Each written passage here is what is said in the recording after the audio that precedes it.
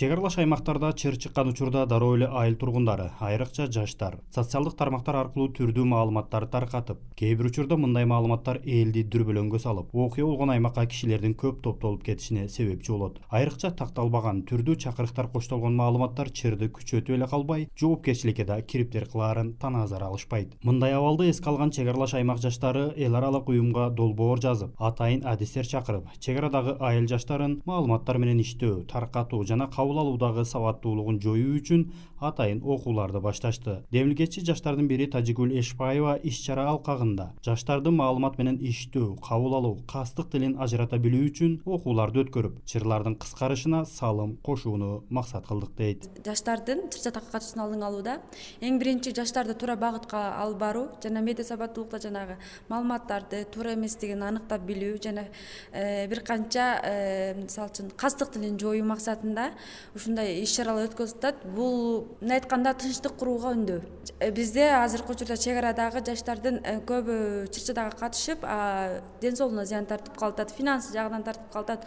Ошолордун алдын алуу, мындай айтканда аларга ошол чыр-чатакка катышпоосун мындай кандай айтканда сабырдуулукка чакырууда. Чек арадагы күнүмдүк тириликтеги майда барат пикир келишпестиктерде дароо эки өлкөнүн жарандарынын ортосундагы чоң жаңжалга айланып кетет. Тиреш эмнеден чыкты, ким күнөөлүү, укук коргоо кызматтары териштирет деген ой да келбей, дароо жыйнала калышат. Мындай окууга катышкан Ак Татыр айылынын тургуну Жыпаргүл Баратова окуунун натыйжасы көз караштарды өзгөртүп жатат. Эми башкаларды да сабырдуулукка, талоого, чагымчыл маалыматтардан сактанууга чакырам дейт. Бул медиа сабаттуулук азыркы учурда эң бизге керектүү, маанилүү, шык жөндөм билим болуп саналат. Ал эми биздин аймакка байланыштуу бул чек арада болуп аткан окуяларга бир тараптуу эле эмес, нейтралдуу көз караш менен карап, туура чечим кабыл алууга үйрөндүм. Жана буга чейин мисалы үчүн кичине эле чыр чыкса WhatsApp'тан мисалы үчүн атам группалар ачылып, кишилерди,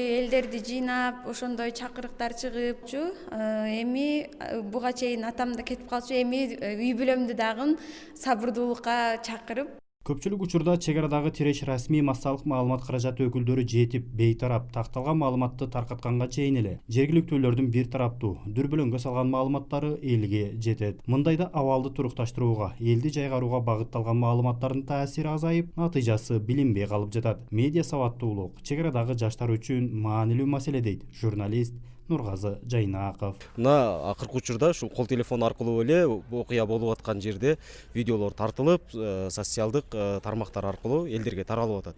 Ал жерде көпчүлүк видеолорду карап көрө турган болсок, ошол эле жанагы кастык тилдери көп колдонулуп атат. Бул албетте эки элди бири-бирине кайраштыруу мазмундагы видеолор десек болот. Бүгүнкү күндө мына ушундай сабактар өтүлө турган болсо, ошол эртеге ошол окуучу мүмкүн ошондой окуяга келип кала турган болсо, бул жерде бүгүнкү алган билимдерин пайдаланып, окуянын кандайдыр бир деңгээлде басаңдап же болбосо жакшы жакка өзгөрүүсүнө салым кошот деген ойдомун.